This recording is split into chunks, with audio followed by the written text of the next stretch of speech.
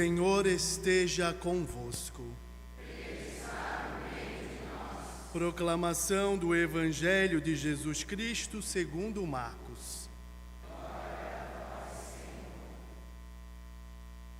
Naquele tempo, disse Jesus aos seus discípulos: Cuidado, ficai atentos, porque não sabeis quando chegará o momento.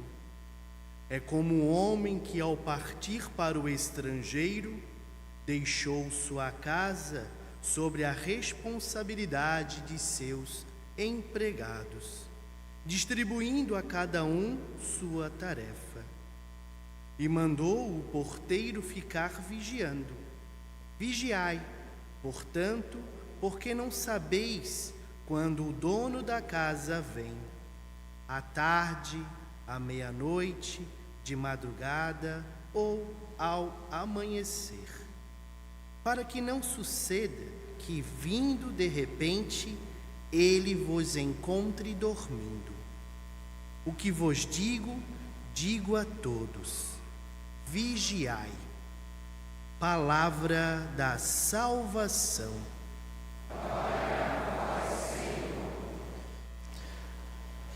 Nossos irmãos paroquianos da Paróquia dos Sagrados Corações, os irmãos que vêm nos visitar de outras paróquias, nossa galerinha da Pastoral da Juventude, do GOGE, do grupo de oração das nossas segundas-feiras, os nossos noivos, os catequistas também, os irmãos que estão conosco através da rádio. Deus seja louvado pelo dom da vida de cada um.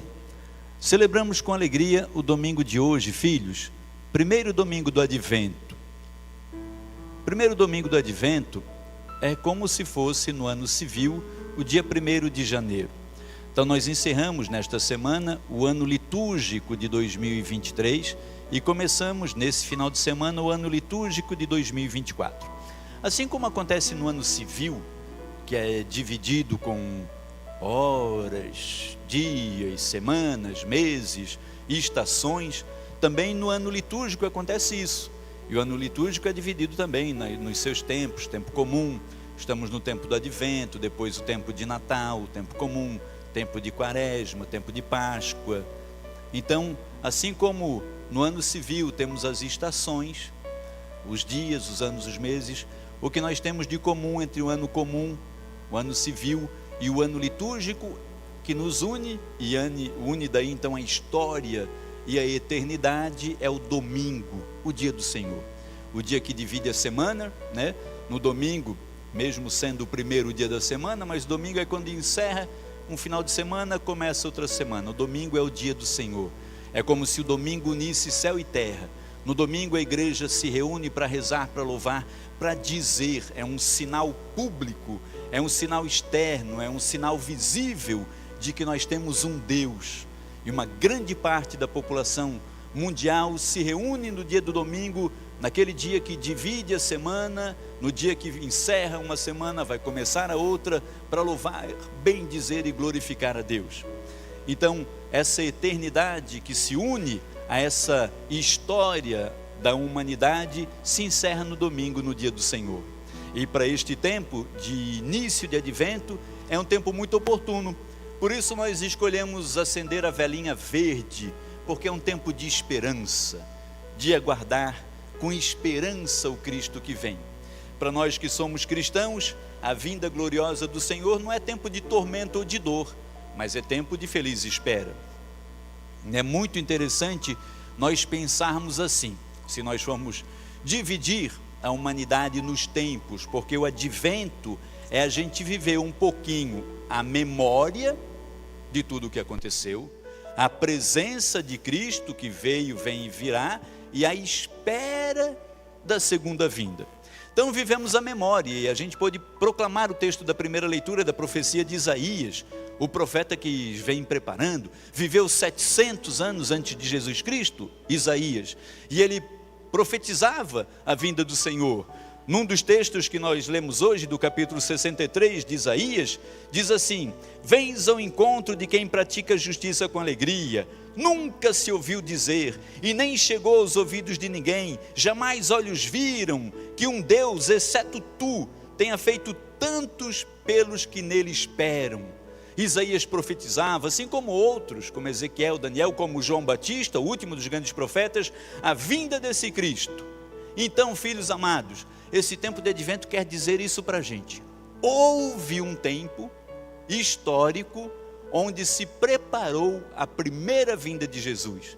Os profetas anunciavam, os sinais foram se realizando, muitos foram os que não creram, mas Jesus veio. E aí nós vivemos o tempo da presença, da vinda do Senhor. Nós montamos e depois ao final da missa, todo mundo, as criancinhas, pode visitar o presépio. Está montado na entrada da igreja, do lado de fora esse ano. Essa experiência diferente estamos fazendo. Mas vá visitar. Ali no presépio é a cena da primeira vinda. Um Cristo que veio humilde, humano, criança, sujeito à fragilidade de todos os seres humanos. Pequenina criança, nasceu no ventre de sua mãezinha Maria. No centro da nossa coroa do advento, lá de longe não dá para ver, porque a igreja é muito enorme, mas tem aqui a imagenzinha de Nossa Senhora grávida. Nós vamos acendendo a coroa do advento e vamos trazendo luz, Cristo ao mundo. E a cena do presépio ali fora mostra isso. E é bom levar as nossas criancinhas e explicar para eles, explicar aos pastorezinhos que tem ali, os reis magos que estão a caminho, dizer por que a manjedoura está vazia, porque Cristo ainda não nasceu, mostrar para eles José e Maria. É bom na nossa casa montarmos um presépio. É bom não colocarmos na nossa casa só meia na janela, Papai Noel. Tem que ter símbolo cristão no Natal. É essencial, porque o aniversariante do Natal não é Papai Noel, é Jesus Cristo. Não tem muito sentido para o cristão não externalizar, não trazer esse símbolo, esse sinal, para que as nossas crianças cresçam percebendo isso, para que cresçam entendendo que no Natal se celebra o nascimento do menino Deus.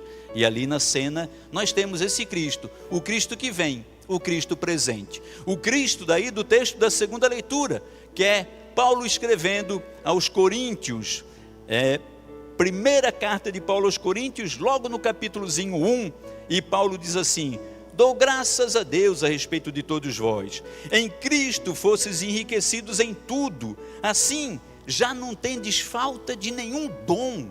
No Cristo presente, no Cristo que vem, nós somos enriquecidos. Deus é fiel, e por Cristo nós somos chamados à comunhão com o Filho, com Jesus, que é nosso Senhor, Senhor nosso. É o Cristo presente que nos chama a essa comunhão.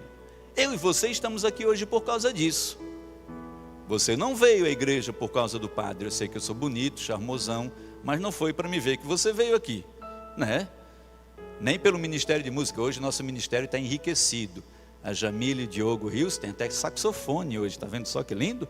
Para começar o advento, que bênção. Mas não foi pelo ministério que vocês vieram. Vocês vieram por Cristo, pela palavra. É o Cristo presente que te chama à comunhão.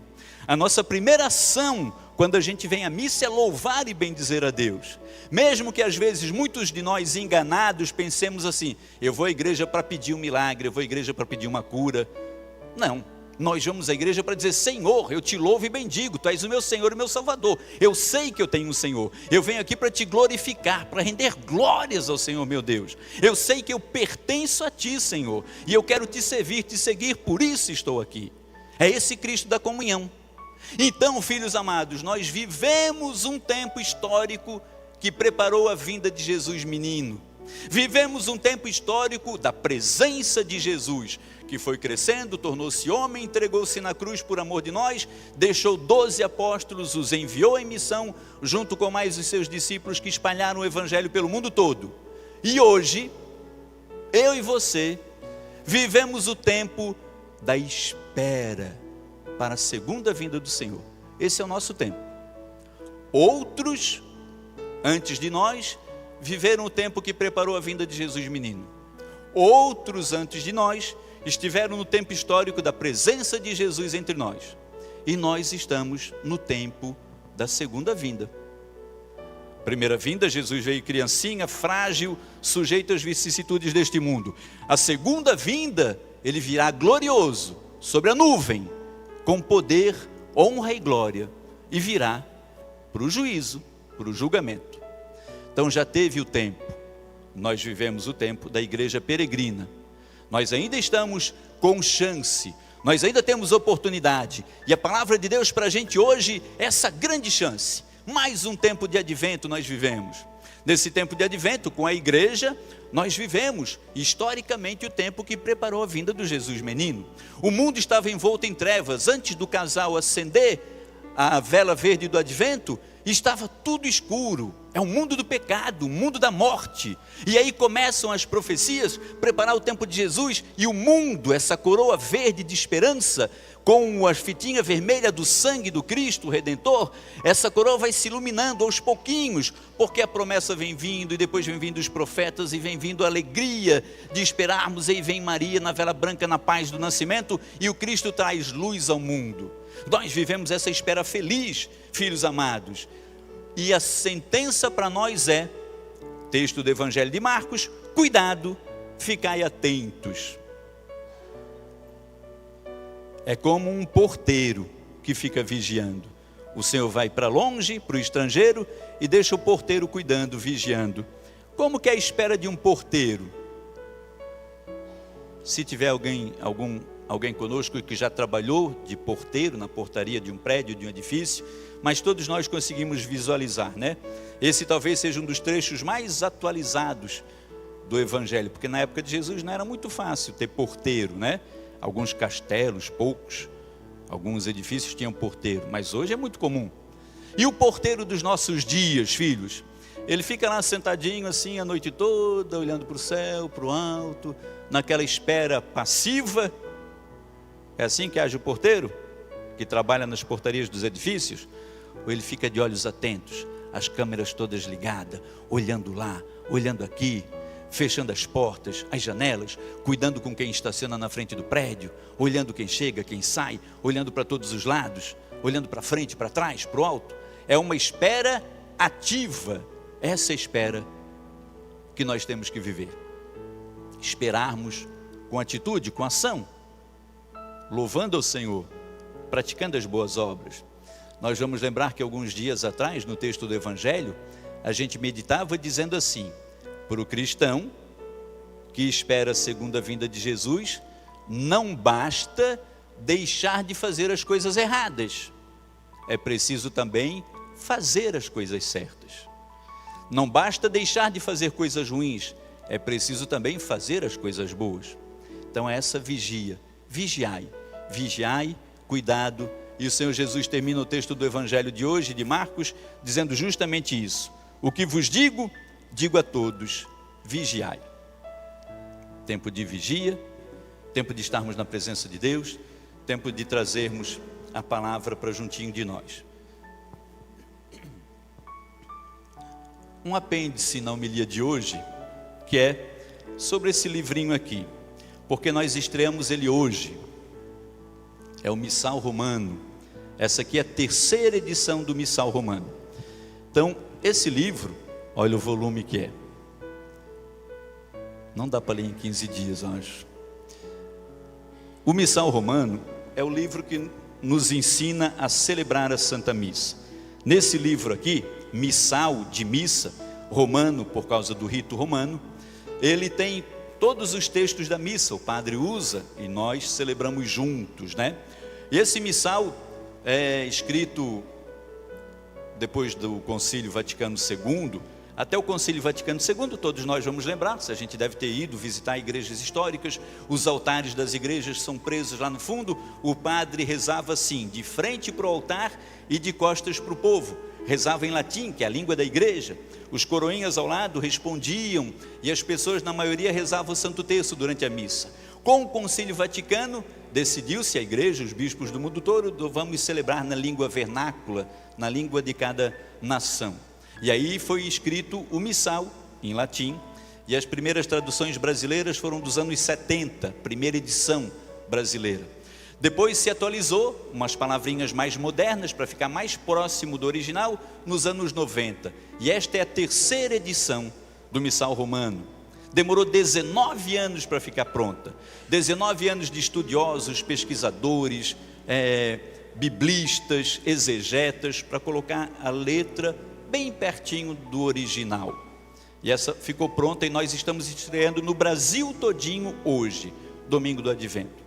Você vai observar que umas coisinhas mudaram, umas palavrinhas ou outras. Nós vamos ajudar colocando as coisas aí na projeção para que a gente saiba um pouquinho. Vai demorar um pouquinho, mas ao longo dos meses, dos anos, todos nós vamos entrar no ritmo desse missal que nos aproxima ainda mais daquilo que é o começo da Bíblia.